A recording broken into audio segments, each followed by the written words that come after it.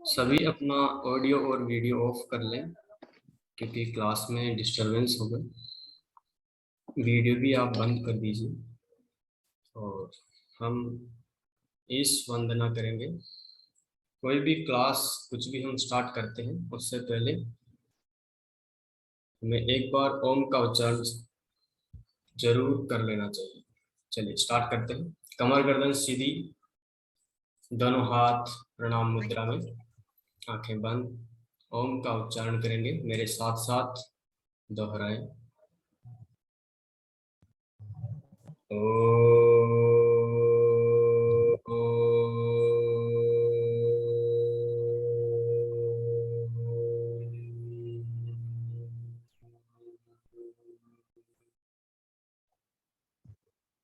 दोनों हथेलियों को आपस में घर्षण करें, हल्के से हथेली को चेहरे पे रख के आंखें खोलें।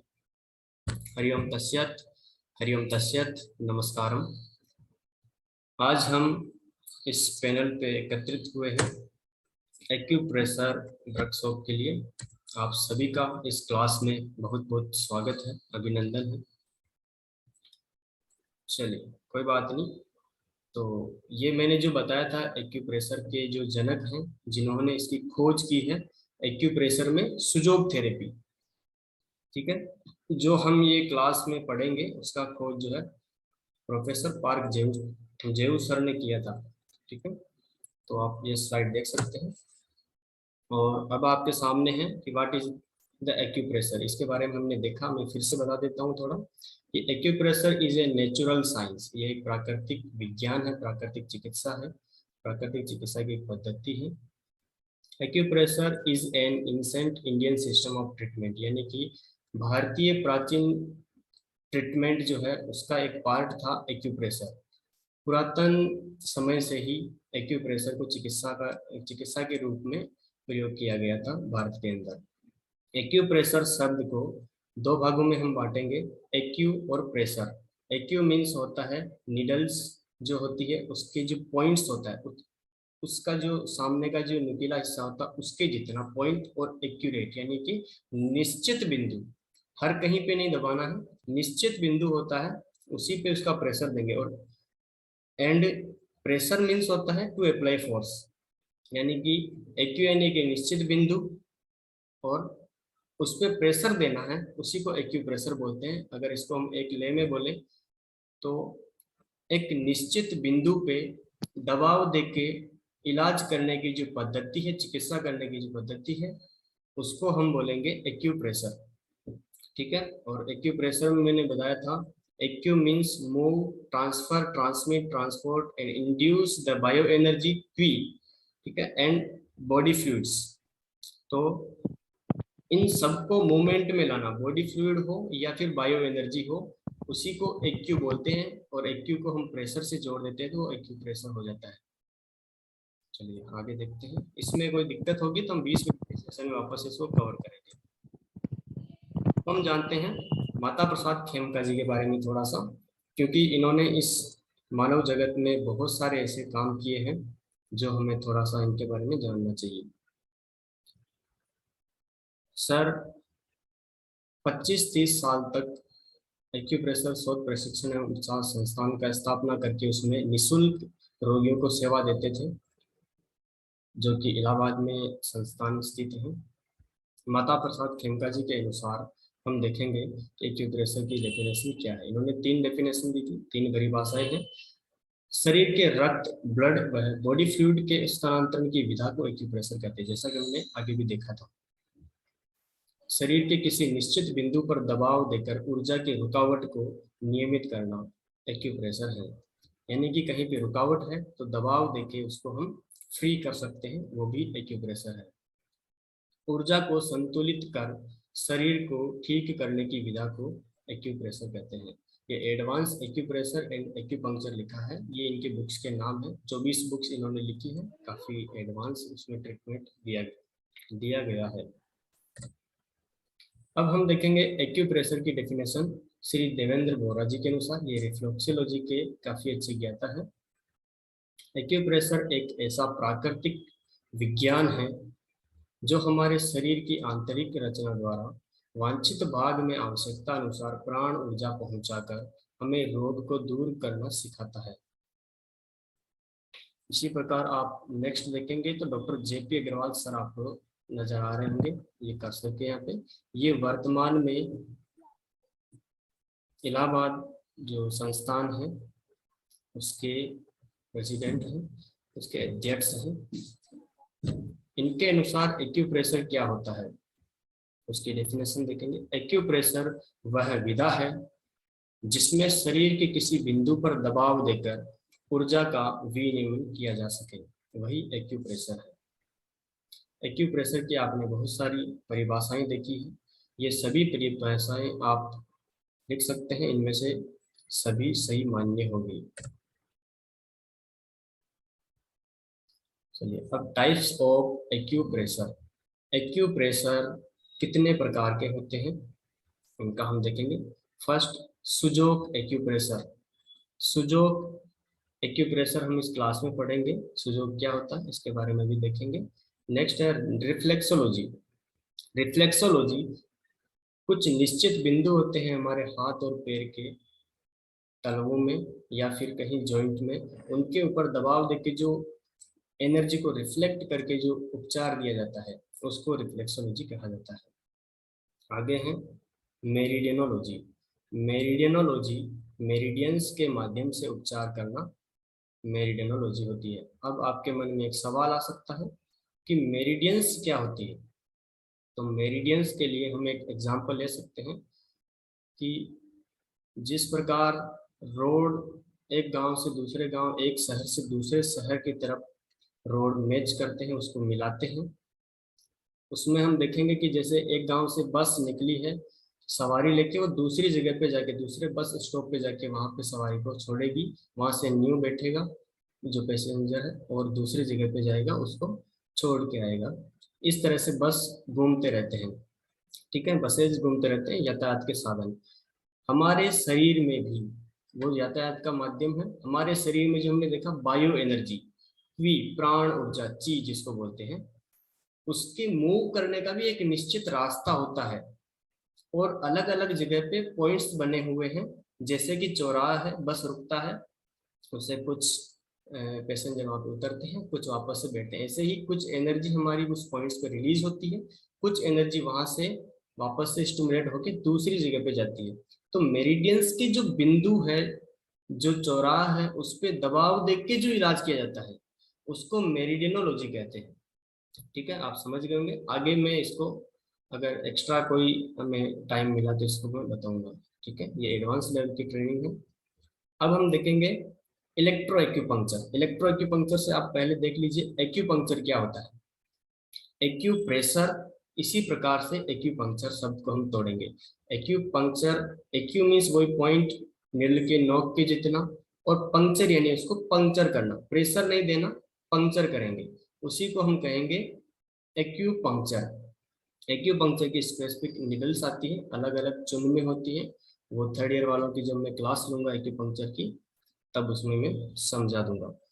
इन निडल्स को जो हमने एक्यूपंक्चर किया है, इन निडल्स को इलेक्ट्रो एक्यूपंक्चर यानी कि इलेक्ट्रिक स्टिमुलेट देते हैं, तो हम इसको इलेक्ट्रो एक्यूपंक्चर कहेंगे। इसके लिए एक पेन आता है, इलेक्ट्रिक स्टिमुलेटर आता है, जिससे हम निडल्स को स्टिमुलेट करते हैं। इस पूरी पद्धति को ही हम इलेक्ट्रो एक्यूपंक्चर कहेंगे।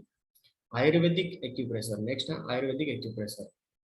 आयुर्वेदिक एक्यूप्रेशर की खोज डॉक्टर जेपी अग्रवाल सर जो आपने देखे हैं इस स्लाइड में, इन्होंने 2005 में की इलाहाबाद में, अभी प्रयागराज है। तो इलाहाबाद जो एक्यूप्रेशर शोध प्रशिक्षण एवं उपचार संस्थान है, जिससे मैंने 2017 में 7 दिन की ट्रेनिंग की और 2019 में मैंने इसमें 6 महीने का एडवांस ट्रेनिंग किया था। तो इसी संस्थान में आयुर्वेदिक एक्यूप्रेशर की खोज हुई। इसमें जैसे हम आयुर्वेद में और अपने नेचुरोपैथी में पंच तत्व, पंच महाभूत का सिद्धांत चलता है, वैसे आयुर्वेदिक एक्यूप्रेशर के अंदर 10 तत्व का सिद्धांत चलता है। 10 द्रव्य होते हैं, उनमें 5 तो हमारे भौतिक होते हैं और 5 होते हैं पराभौतिक।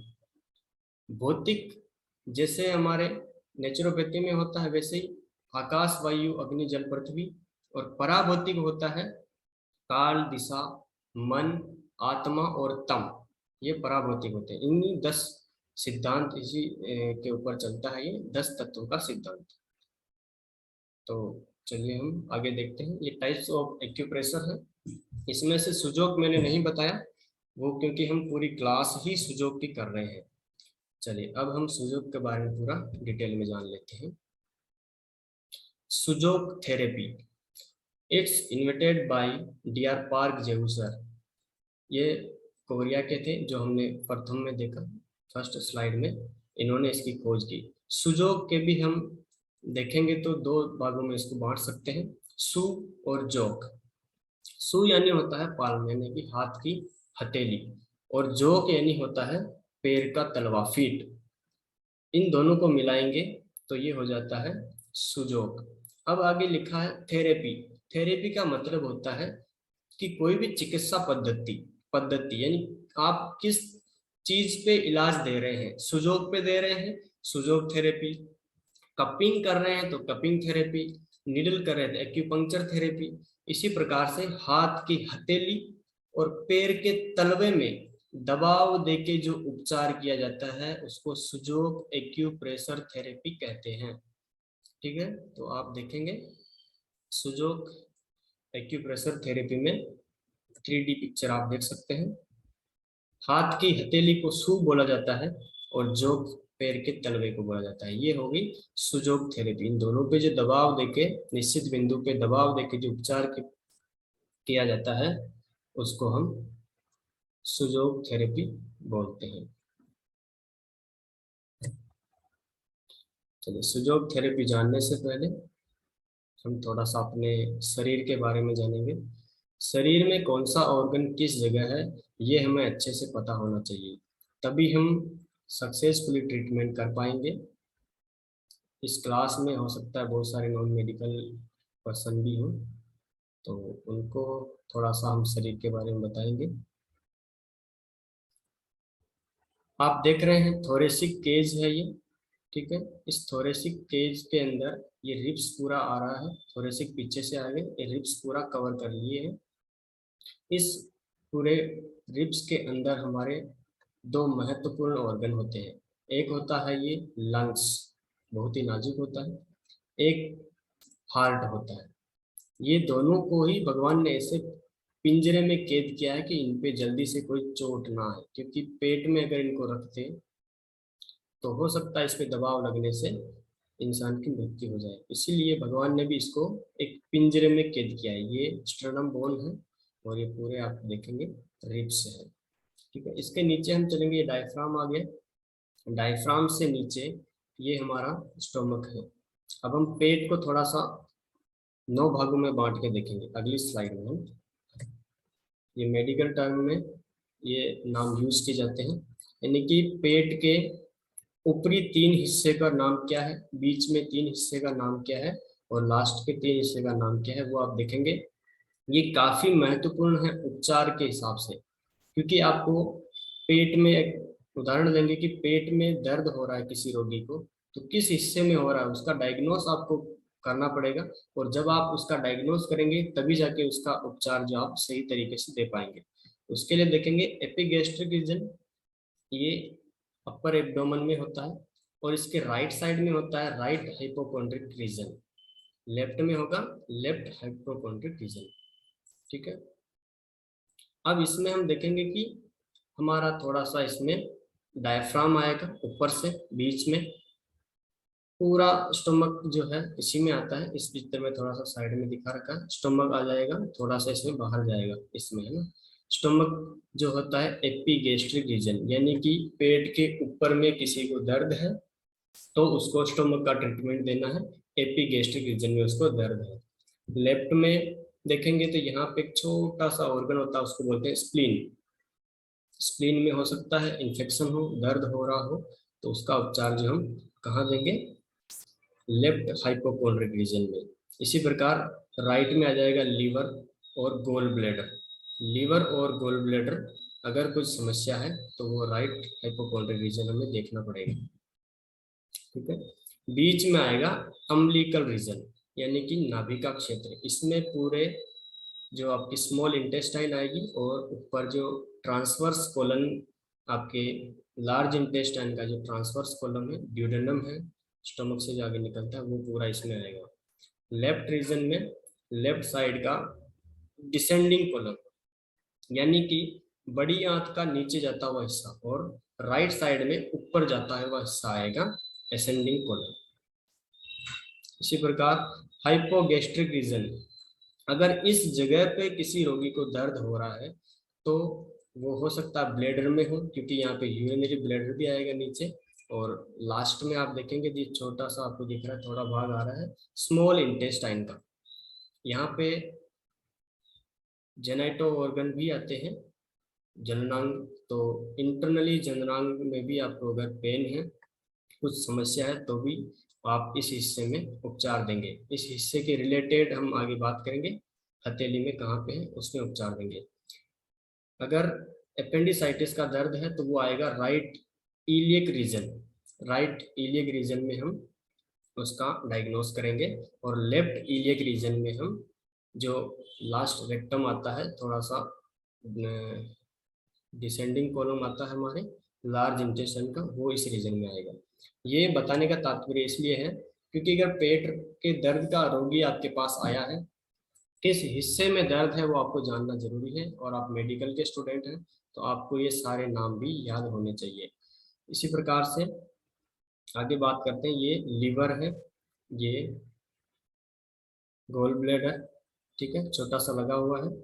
ये आप देख रहे हैं बीच में जो है पूरा स्मॉल इंटेस्टाइन, यहाँ से जब ये जुड़ता है तो एक छोटा सा पूंछ के जैसा होता है, इसको बोलते हैं अपेंडिक्स। अपेंडिक्स से ऊपर असेंडिंग कोलन, ट्रांसवर्स कोलन और डिसेंडिंग कोलन, और ये फिर रेक्टम आ जाता है। आगे की तरफ यूरिनरी ब्लैडर होगा, पीछे की तरफ मलाशय होगा। इस प्रकार से शरीर को डिवीजन में जब हम कर देते हैं तो हमें अच्छे से समझ में आ जाता है कि किस हिस्से में प्रॉब्लम है और हमें कहाँ पे उपचार देना है। तो आपने ये देखा। अब हम नेक्स्ट चलते हैं, समानता के सिद्धांत पे आएंगे, सिमिलरिटी के सिद्धांत पे बात करेंगे। ये हमारा किडनी है, किडनी का साइज, शेप और कलर आज आप इसमें देख रहे होंगे। इस स्लाइड में आप किडनी देखें और इधर देखेंगे तो आपको राजमा दिखेगा। राजमा कलर शेप में किडनी के जैसा है, और ये साइंटिफिक प्रूव हो चुका है कि राजमा खाने से, या कुल्थ की दाल आती है, वो कुल्थ खाने से किडनी पे सकारात्मक प्रभाव पड़ता है, किडनी को नरिशमेंट मिलता है और किडनी जो अपना फंक्शन अच्छे से करती है। ये समानता का सिद्धांत है। ये क्यों वर्क कर रहा है? इसके जैसा दिखता है, जो जिसके जैसा दिखता है वो समानता का सिद्धांत है। और हम जो पढ़ने जा रहे हैं उसकी रीढ़ की हड्डी है समानता का सिद्धांत। अगर आपने समानता का सिद्धांत पढ़ लिया तो आपको एक्यूप्रेशर में सुजोग एक्यूप्रेशर पूरा समझ में आ जाएगा। इसीलिए मैंने सुजोग पढ़ाने से पहले ही आपको ये स्लाइड इसमें दिया है, ठीक है। अगले में देखेंगे ब्रेन आ गया। ब्रेन जो है इसकी शेप आपको अखरोट के जैसे दिखेगी, और अखरोट का जो है कवर है वॉलनट, ये कवर आपके जो ब्रेन के ऊपर का कवर होता है उसके जैसा ही होता है, हार्ड होता है, और उसके अंदर सॉफ्ट ब्रेन पड़ा हुआ होता है। ये वैसे ही अखरोट होता है। तो अखरोट खाने से ब्रेन तेज भी होता है, माइंड जो हमारा अच्छे से वर्क करता है, इस पे सकारात्मक प्रभाव पड़ता है क्योंकि ये इसके जैसे दिखता है, समानता का सिद्धांत है। आगे देखेंगे हम, ये बहुत सारे हड्डियां हैं, बोन्स हैं। ये आप देखेंगे तो हड़ जोड़ के पूरे मैच कर रही है। इसमें आप देखेंगे तो हड्डियों के जैसे ही शेप, साइज, कलर दिखेगा आपको। ये हड़ जोड़ जो है ये हड्डियों में फ्रैक्चर हो जाता है उसके लिए काफी अच्छा काम करता है। हड़ जोड़ एक औषधि होती है, आप देखेंगे बाद में। दिलीप जी माइक ऑफ कर लीजिए। मैंने कर दिया यहाँ से। अब नेक्स्ट स्लाइड में हम देखेंगे, आंख आपको दिख रहा है, आंख के ये आईबॉल है और बीच में जो ब्लैक ब्लैक हिस्सा दिख रहा है, इसके साइड में आपको एक रेसेस जैसे दिखेंगे, सूर्य के प्रकाश जैसे। सेम ऐसी ही शेप, साइज और कलर के जैसे आपको दिखेगा। जब हम गाजर को बीच में से स्लाइड में काटेंगे तो ये बीच वाला हिस्सा जो है, अगर इसको आप देखेंगे अच्छे से तो आंख के शेप का दिखेगा, और गाजर खाने से आंख पे सकारात्मक प्रभाव पड़ता है, आंख की रोशनी बढ़ती है और आंख को नरिशमेंट मिलता है। ये भी सिमिलरिटी के सिद्धांत में आता है। अगले में देखेंगे हम, तो हार्ट दिखेगा। हार्ट का कलर आप देख रहे हैं रेड होता है। हार्ट एक मांसल होता है, मांसल पूरा ऑर्गन है, ये पूरा इसमें मांस ही है, कोई हड्डी नहीं है। हार्ट के जो आकार है वो मुट्ठी के जैसा है, यानी कि एप्पल शेप के जैसा है। एप्पल का शेप जैसा होता है वैसा ही हार्ट है। हार्ट में चैम्बर होते हैं, एप्पल के अंदर भी चैम्बर होते हैं। इस प्रकार से आप देख रहे हैं, ये सिमिलरिटी का सिद्धांत। तो एप्पल खाने से हार्ट प्रोटेक्ट होता है, हार्ट से संबंधित रोगों में उसमें लाभ होता है। आगे की तरफ देखेंगे हम, तो लंग्स दिखेगा। लंग्स में ब्रोंकाई आपको दिख रहे हैं, ये एल्वेलाई छोटे छोटे से होते हैं। तो इसके शेप के जैसा ब्रोंकी या देख रहे हैं, और अंगूर का गुच्छा। तो अंगूर और ब्रोंकली खाने से आपको लंग्स के ऊपर सकारात्मक प्रभाव देखने को मिलेंगे। लंग्स की जो समस्या होती है वो होंगी नहीं, अगर है तो वो धीरे धीरे ठीक होने लगेगी। ये समानता का सिद्धांत हम आगे देखते हैं अपने थेरेपी की तरफ।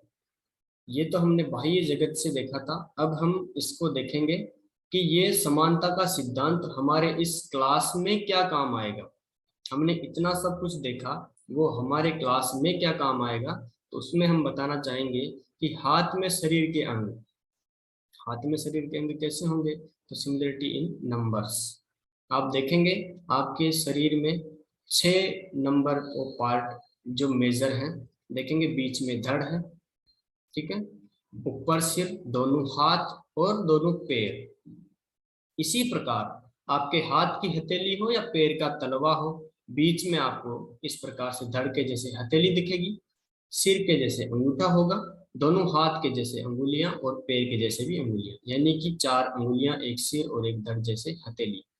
इसके समानता आपको इसमें दिख रही होगी, सिमिलरिटी का सिद्धांत। जैसा हमने आगे देखा था कि वो सभी चीजें उस पर सकारात्मक प्रभाव डाल रही हैं, जैसा उसको उसकी शेप साइज मैच कर रही है, वैसे ही हमारे हाथ की हथेली हमारे पूरे बॉडी से मैच कर रही है। ये कैसे मैच कर रही है, नंबर्स के अकॉर्डिंग। अब हम आगे देखेंगे और किस तरीके से हमारा शरीर जो है हाथ की हथेली से मैच करता है। अगली स्लाइड में, हाथ में शरीर के अंग एवं समानता। मानव शरीर में एक चौड़ा हिस्सा जिसे धड़ कहते हैं, ये आप देख रहे हैं, ये धड़ है, ठीक है। इसमें 5 हिस्से जैसे लगे होते हैं, एक सिर है, 2 हाथ है और 2 पैर है। हमारे शरीर में ये 5 एक्सट्रीमिटीज होती है, बाहर की शाखाएं होती है, ठीक है। ठीक उसी प्रकार हमारी हथेली में बीच का हिस्सा धड़ के समान होता है, अंगूठा सिर के समान छोटा होता है, अंगुलियों के जो लंबाई है उससे छोटा होता है। हथेली की दो अंगुलियां जो बाहर की ओर तर्जनी और कनिष्ठा हाथ के समान है, जो दोनों तरफ हाथ ये लटक रहे हैं, ठीक है, क्योंकि झूलते हुए हाथ है, उसी प्रकार से दोनों तरफ स्मॉल फिंगर और आपके इंडेक्स फिंगर झूल रहे हैं। दोनों पैर जमीन पे टिके हुए हैं, इसी प्रकार से दोनों मिडिल फिंगर और रिंग फिंगर भी लगे हुए हैं जमीन पे। तो ये जो है, ये अंग और समानता के हिसाब से हम देख रहे हैं। अगला देखेंगे, हाथ में शरीर के अंग। अब ये डायरेक्शन के हिसाब से कि डायरेक्शन कैसा है, तो जब हम अपने हथेली को इस प्रकार से टिकाएंगे किसी सरफेस पे, देख रहे हैं आप, उल्टा टिका देता हूँ इस तरह से, तो फर्स्ट में जो है दोनों पैर टच होंगे, ठीक है। आप किसी व्यक्ति को खड़ा करेंगे ऐसे, ये खड़े हैं, पहले जमीन पे दोनों पैर टच होंगे, ठीक है। उसके बाद दोनों हाथ साइड में ऊपर की तरफ झूलते हुए और सिर ऊपर, धड़ बीच में, ये शेप में होगा। अगर आप अपने हथेली को एक पूरे शरीर के हिसाब से रखें और खड़ा करें, तो बीच में दोनों उंगली जो है ये रिंग फिंगर और मिडिल फिंगर ये पहले टच होगी, ठीक है, किसी सरफेस पे। आप करके देख लीजिए वहीं पे, और ऊपर झूलती हुई होंगी अपने स्मॉल फिंगर और इंडेक्स फिंगर, जैसा कि इसमें बताया गया है। और अंगूठा जो अगर हम हथेली को फैलाएंगे तो अंगूठा जो है वो दूर होगा, हथेलियों से ऊपर की तरफ होगा, जैसे हमारे सिर होता है। तो ये भी हमारे शरीर से समानता होती है कि चारों हाथ पैर नीचे की तरफ, धड़ बीच में और सिर ऊपर। वैसे हथेली में भी चारों उंगलियां नीचे, धड़ बीच में और अंगूठा अलग से होता है। तो ये हमारे शरीर से दिशा में भी हथेली जो है सिमिलरिटी रखती है। क्लास 5 मिनट और चलेगी, उसके बाद हम क्वेश्चन आंसर लेंगे। अगला हम देखेंगे हाथ में शरीर के अंग आकार एवं अनुपात में। आकार में और अनुपात में भी देखेंगे तो जो सिर है शरीर के बाहरी भाग में स्थित होता है, छोटा सा होता है। धड़ बीच में होता है, चौड़ा होता है, मजबूत हिस्सा होता है। पैर लंबे तथा हाथ पैरों की अपेक्षा छोटे। इसमें देख रहे होंगे ये हथेली है। हथेली में भी आपको इसके समांतर दिखेगा। सिर जैसे छोटा है अंगूठा भी छोटा रहेगा। धड़ जैसे बीच में चौड़ा होता है वैसे हमारी हथेली भी चौड़ी होती है। दोनों पैर जमीन पे टिके हुए, तो बीच की उंगली भी पहले हमें खड़ा करेंगे अगर हथेली को तो जमीन पे टच होगा। और दोनों तरफ के साइड के जो हाथ इसमें आपको झूलते हुए दिख रहे हैं वो स्मॉल फिंगर और इसमें दिखेगा। तो ये जो है आकार में लेंगे तो हाथ पैरों से छोटे होते हैं। तो इंडेक्स फिंगर और स्मॉल फिंगर मिडिल फिंगर और रिंग फिंगर से छोटे हैं, देख रहे हैं, ठीक है ना।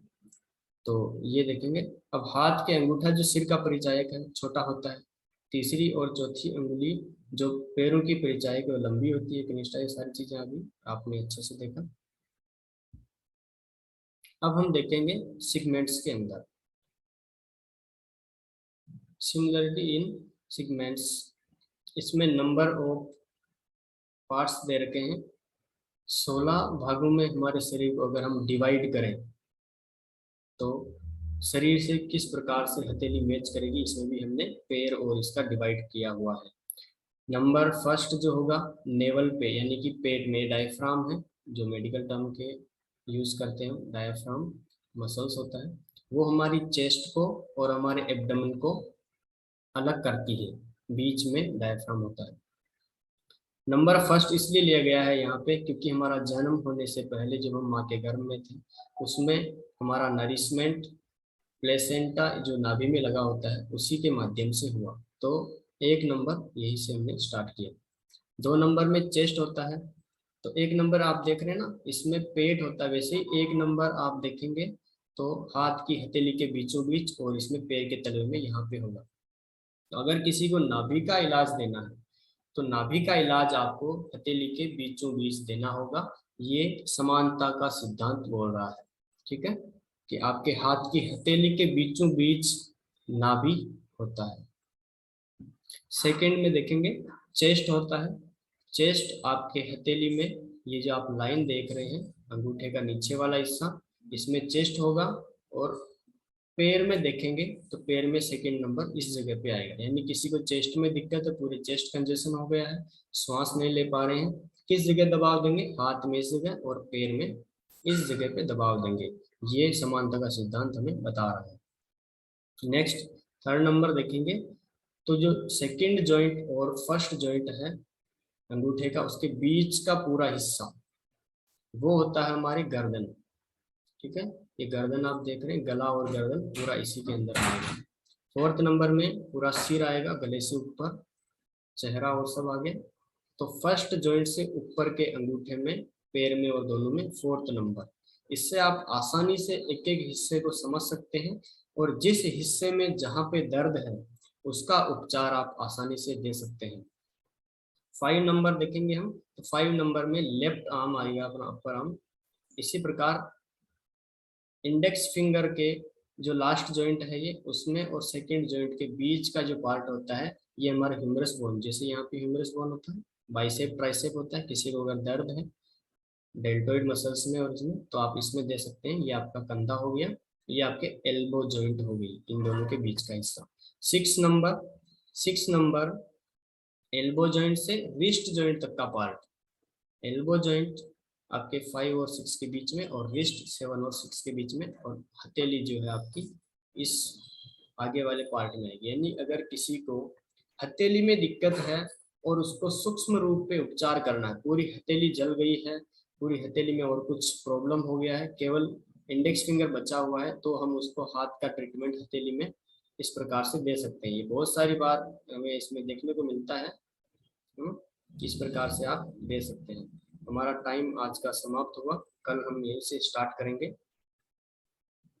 तो 8 नंबर से हमें स्टार्ट करना है। आई होप कि आपको अच्छे से समझ में आया होगा। आज कुछ टेक्निकल इश्यूज भी हो गया था, तो हम वापस से सभी रिज्वाइन करेंगे क्वेश्चन आंसर के लिए। अब तक हमने पढ़ा, उसमें कोई दिक्कत हो उसके लिए तो आप सभी जल्दी से रिज्वाइन करिएगा।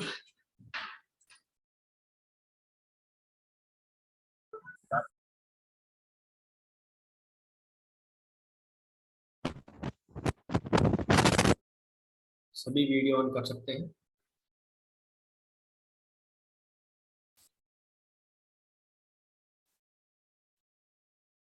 स्लाइड दिख रही है आपको?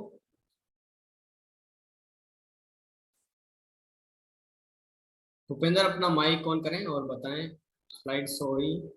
हाँ बस हो रही है। हाँ, क्योंकि ये टेक्निकली कुछ इश्यूज की वजह से पहले हुआ था।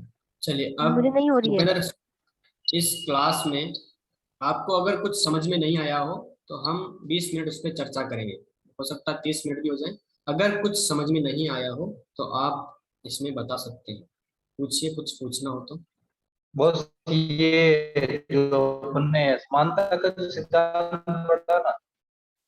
वॉइस क्लियर नहीं आ रही भाई, वापस बोलें। हेलो, बोलें। बोल रहा हूँ कि जो समानता का अपन जो सिद्धांत पढ़ा ना, हाँ हाँ तो इसमें जो ये प्रेशर पॉइंट दे रखे हैं, इसमें लेफ्ट राइट का भी ध्यान रखना पड़ता है कि दोनों में सेम है। आवाज क्लियर नहीं, आप मैसेज अपना ग्रुप में छोड़ दीजिएगा तो वो हम देख लेंगे, ठीक है? मैसेज टाइप करो। हाँ, कोई अगर आपको इश्यूज हो तो बता सकते हैं, कुछ पूछना हो। दीपक? नहीं सर, थैंक यू, कोई सवाल नहीं। हाँ, अभी तक जो बताया है उसमें अगर कोई समस्या हो तो बता सकते हैं। नहीं है सर। ठीक है, चलिए अगला। अंकित अपना माइक ऑन करें, दीपक बस नहीं, माइक ऑन बस कर दीजिए। क्लियर है। अब कोई ऐसा, हाँ, कोई ऐसे व्यक्ति जिनको बिल्कुल समझ में नहीं आया हो वो अपने से बता सकते हैं, माइक ऑन करें। धनंजय? हाँ सर। अभी तक के क्लास में कुछ आपको असुविधा हुई हो तो उसके नहीं बारे सर, में सब पूछ परफेक्ट सकते है, हैं। क्लियर है। किसी की क्लियर नहीं आ रही। चलिए सर आप, हम थोड़ा नो क्वेश्चन। हम्म,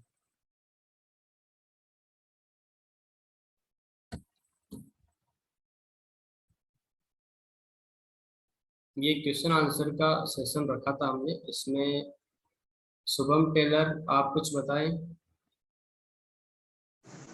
भैया, अपने इंडिया में सबसे पहले एक्यूप्रेशर कौन लाया था?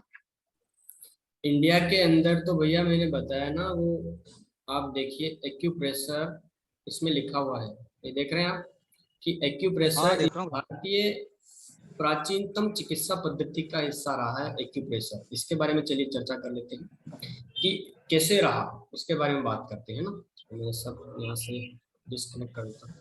एक्यूप्रेशर भारतीय पुरातन चिकित्सा पद्धति से समझ सकते हैं कि हमारे सिर दर्द हो या फिर पैर में दर्द हो, डायरेक्ट हमारा हाथ उसी जगह पे जाता है। आपके पास आ रहा है, स्लाइड शो हो रहा है? हाँ, हो रहा है। हाँ, तो ये प्राचीनतम चिकित्सा किस प्रकार से, उसके लिए देखेंगे। तो प्राचीन चिकित्सा, क्योंकि पहले इस चीज को समझिए कि हमारा शरीर मैकेनिज्म किस प्रकार से काम करता है। किसी भी हिस्से में हमारे शरीर में अगर दर्द होगा तो हमारा हाथ सर्वप्रथम वहीं जाएगा, उसको दबाएगा, ठीक है? और दबाना क्या हो गया, एक्यूप्रेशर। जाने अनजाने में हम कहीं ना कहीं एक्यूप्रेशर करते ही हैं। तो ये आज से नहीं, एक्यूप्रेशर सालों से होता आ रहा है। इसको अगर हम कहें सर्वप्रथम किसने किया तो मेरे ख्याल से सही नहीं होगा, क्योंकि किसने किया ये जानने के लिए अलग अलग पंथ और अलग अलग राज्यों में सभी अपने हिसाब से करते थे। पहले के जो आयुर्वेदाचार्य थे वो भी इसका उपयोग करते थे। न्यू रिसर्च किया है एक्यूप्रेशर में सुजोग का। एक्यूप्रेशर किसने लाया है ये चीज नहीं, सवाल ये हो कि सुजोग जो है, जो हम पढ़ रहे हैं सुजोग, वो सुजोग जो है वो खोज की, जो आपने पहले पहले देखा स्लाइड में ऊपर ऊपर, ये दक्षिण कोरिया के थे। इन्होंने काफी मेरा टाइम सवाल भारत में था, भी भारत जाना। भारत में सबसे पहले कौन लाया था, मतलब अगर हम फर्स्टली तो देखें कोई सबसे पहले भारत में एक्यूप्रेशर कौन लाया था, वो कौन थे? सबसे पहले भारत में एक्यूप्रेशर कौन लाया था, हाँ, तो मैं किसने बता रहा मतलब हूँ बताया था कि एक्यूप्रेशर भी कोई चीज होती है? हाँ, उसको मैं बता रहा हूँ ना कि ये जो सुजोग थेरेपी के जो प्रवर्तक हैं doctor Park Jaewoo sir, doctor Park Jaewoo sir ने इसका प्रचार प्रसार किया, उन्हीं के माध्यम से ये हर जगह पे फैला। एक्यूप्रेशर में सुजोग, ठीक है, हम पढ़ रहे हैं जी। सुजोग। एक्यूप्रेशर तो हर कहीं पे दबाव देना हो गया, जहां पॉइंट आप शरीर में पूरी बॉडी में पॉइंट है। जब एडवांस हम्म पढ़ेंगे एक्यूपंक्चर, तो उसमें हाफ बॉडी में हम्म 365 बिंदु होते हैं। हाफ बॉडी में 365 बिंदु होते हैं, तो 365 बिंदु पे दबाव देंगे तो वो भी एक्यूप्रेशर हो गया। उस पे अगर हम मैग्नेट लगाएंगे तो मैग्नेटोथेरेपी हो गया। उस पे हम एक्यूपंक्चर करेंगे तो वो एक्यूपंक्चर हो गया। ठीक है, तो एक्यूप्रेशर जो है उसमें हम पढ़ रहे हैं सुजोग थेरेपी। सुजोग, तो सुजोग का जो आविष्कार किया वो प्रोफेसर पार्क जेऊ सर, और मैंने जो सर्वप्रथम इसका देखा है वो इलाहाबाद में माता प्रसाद खेमकाजी सर से मैंने सीखा है। ठीक है, और कुछ पूछना चाहेंगे सरिता, कोई सवाल? कोई नहीं। आई होप कि आपको समझ में आया। और ये एमए योग के भी एग्जाम होने वाले हैं, उनके लिए भी काफी, इसमें एमए योग के स्टूडेंट भी हैं, तो उनको भी फोर्थ सेमेस्टर के अंदर ये पूरा एक सब्जेक्ट है अल्टरनेटिव थेरेपीज, उसमें भी ये काम आएगा, तो उनके लिए काफी अच्छा है ये। इसमें ललिता भी है, हमारे साथ जुड़ चुकी है। ललिता एक्यूप्रेशर उपचार संस्थान जो है इलाहाबाद का, उसमें से फोर्थ सेमेस्टर की पढ़ाई की है, 2 साल का। ललिता अपना माइक और वीडियो ऑन करें, परिचित है मेरे से काफी अच्छे से, आप लोगों से मैं इनका परिचय करवाता हूँ।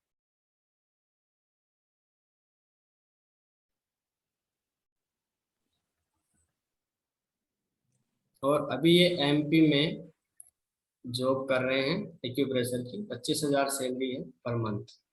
मैंने वहां से 6 महीने का किया था, इन्होंने 2 साल का कोर्स किया उसी जगह से।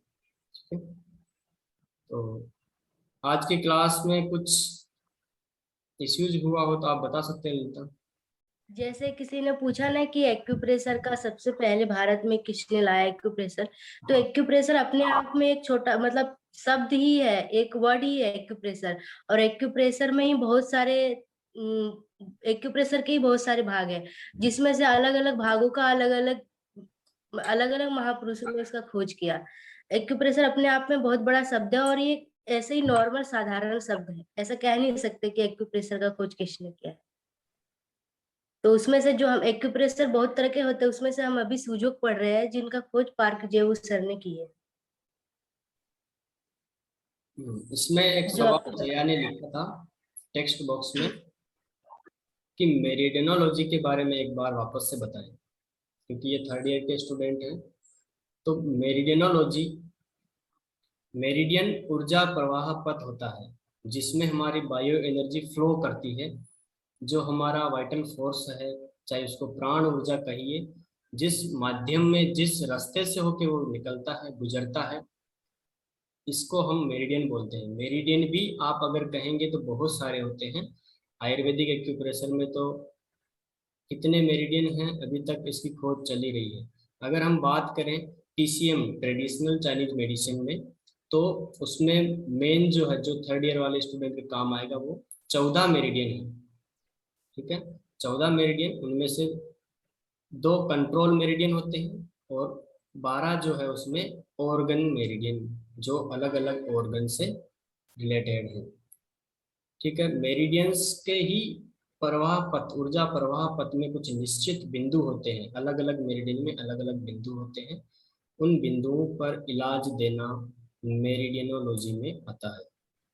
ठीक है, बाकी की जो चर्चा है मेरिडियंस की वो हम एडवांस क्लासेज में करेंगे। ये बेसिक क्लास है, इसमें आपको समानता के सिद्धांत से अपने हाथ की हथेली से अपना स्वयं का उपचार करना। जैसे कि भूपेंद्र ने हील पेन का पूछा था और मैंने उसको मिडिल फिंगर में जो मेरिडियन में मैंने उपचार दिया था, उसमें यूबी चैनल पे मैंने उपचार दिया, ठीक है, और एक किडनी मेरिडियन पे जो कि हील पेन के लिए आता है। आपने किया वो भूपेंद्र? वो आज रात को करूंगा आपसे। हाँ, नहीं किया तो फिर ठीक कैसे होगा। इसमें अंकित शर्मा, हाँ बॉस मैंने किया, सही हो गया मुझे। इनके 50%। शायद पैर में मोच आ गई थी, ऐसा कुछ था इनको, और 50% सही हो गया। नहीं किया, पर मैंने सिर्फ इनको बताया था मूंग के दाने लगाने। ठीक है, आगे हम प्रैक्टिकल भी करेंगे इसमें। आज तो ये क्लास जो है ये हमने रखा था क्वेश्चन आंसर के लिए, कुछ चीज समझ में नहीं आई तो अब 20 मिनट्स का जो क्लास होगा वो क्लास हमारे प्रैक्टिकल क्लास होगा। ठीक है, जैसा कि ललिता ने मुझे फर्स्ट में बताया था कि एक क्लास जैसे क्वेश्चन आंसर का हो जाएगा, उसी में हम प्रैक्टिकल क्लास रखेंगे, क्योंकि अब आगे ट्रीटमेंट सेशन में जाने वाले हैं। ये तो बेसिक चीजें आप किसी किताब से भी पढ़ सकते हैं। अब मेन जो चीज है वो ऑर्गन को प्लॉट करना, हाथ की हथेली में कैसे प्लॉट करते हैं अपने ऑर्गन को, वो सबसे इम्पोर्टेंट चीज है। समानता का सिद्धांत तो हमने सीख लिया कैसे सिमिलरिटी से होता है। ठीक है और सर एक चीज कहना है कि जी। आप लोग क्वेश्चन जरूर कीजिए, क्वेश्चन करेंगे तो समझ आएगा सब। कुछ ना कुछ क्वेश्चन जरूर तैयार कीजिए और ध्यान से सुनिए, बहुत अच्छी चीज है जो कि आप लोग को बहुत साधारण रूप से मिल रहा है ये। ठीक है, तो क्वेश्चन जरूर कीजिए तो समझ आएगा, डाउट क्लियर होगा। मतलब अगर कोई भी चीज सीख रहा है तो उसका लाभ होना चाहिए। ठीक है, तो क्वेश्चन जरूर कीजिए। हमारा मेन उद्देश्य इस क्लास को करने का है कि ये थेरेपी जन जन तक पहुंचे, और जो हमारे बीएनवाईज के थेरेपिस्ट जो हैं, जो डॉक्टर है, उनके पास तो कम से कम पहुंचे, वो अपना अपनी फैमिली का और इनका ट्रीटमेंट अपने हाथ में दबाव दे के, मेथी का दाना लगा के, चुंबक लगा के, कलर लगा के, कैसी भी करके करें। उनको कोई दवाई लेने की जरूरत ना पड़े और इमीडिएट रिलीफ होता है इससे। तात्कालिक रिलीफ होता है, परमानेंट होता है। अगर डिजीज क्रोनिक है, लंबे समय से हमें कुछ समस्या हो रही है, तो फिर उसमें थोड़ा टाइम लगेगा। ठीक है, चीज़ों को अगर आप समझ के चलोगे तो बहुत ही आपको फायदा देगी। जो समझ में नहीं आए, एक बार नहीं मैं 10 बार बताने के लिए तैयार हूँ। और जो मेरे सीनियर हैं ललिता, वो भी इस क्लास में है। ठीक है, क्योंकि मैंने 6 महीने किया, इन्होंने 2 साल वहां से रेगुलर किया, डिस्टेंस में नहीं किया। ठीक है, और एक और इनके बारे में बताना चाहूँगा, पूरी इलाहाबाद संस्थान के टॉपर हैं, चारों साल के। मैगजीन में आप जो जितने भी 100-200 सेंटर हैं उनमें मैगजीन जाता है, उसमें आप नाम देख सकते हैं इनका। इनके लिए एक क्लिपिंग तो होता है, क्योंकि मैं इनसे काफ़ी प्रभावित होता हूँ, इनके नॉलेज से, कि आज ये आपकी उम्र जितने हैं लेकिन अपने दम पे इन्होंने सीख के सारा कुछ करके जो है एमपी में, झारखंड के हैं, मेरे सीनियर थे वहाँ पे, 25,000 सैलरी पे वर्क कर रहे हैं। धीरे धीरे और भी बढ़ेगा, साथ ही साथ अपना अपने फैमिली का इलाज भी ये कर सकते हैं। ठीक है, तो आपको तो कम से कम ये आना ही चाहिए, क्योंकि आप BNYS के स्टूडेंट हैं और ये हमारे कोर्स का हिस्सा है। इन्होंने कोर्स से हट के सीखा, हमारे तो कोर्स का हिस्सा है ये। हमारे जो पूरे सिस्टम है जो हम सीख रहे हैं प्राकृतिक चिकित्सा, उसका एक हिस्सा ये भी है, एक्यूप्रेशर, एक्यूपंक्चर। ठीक है, हो सकता है मेरे से समझाने में कुछ चूक हो गई हो तो आप सवाल करिएगा, मैं समझाने में अगर सक्षम नहीं रहा तो ये भी क्लास में है। हमारा उद्देश्य है कि आप तक चीजें पहुंचे, आप अच्छे से जानो, सीखो और उनको अप्लाई करो और उसका लाभ लो। ठीक है, हम भी अभी शुरुआत कर रहे हैं, हम कोई बहुत बड़े विद्वान नहीं है। ठीक है, तो आप लोग कोऑपरेट करके इतना सीख रहे हैं, अच्छी बात है। इसी प्रकार से अभ्यास करते रहिएगा तो बहुत सारी चीजें आपको सीखने को मिलेगी। चलिए, बाय बाय, टेक केयर, अपना ख्याल रखिएगा, मिलते हैं कल 9 बजे।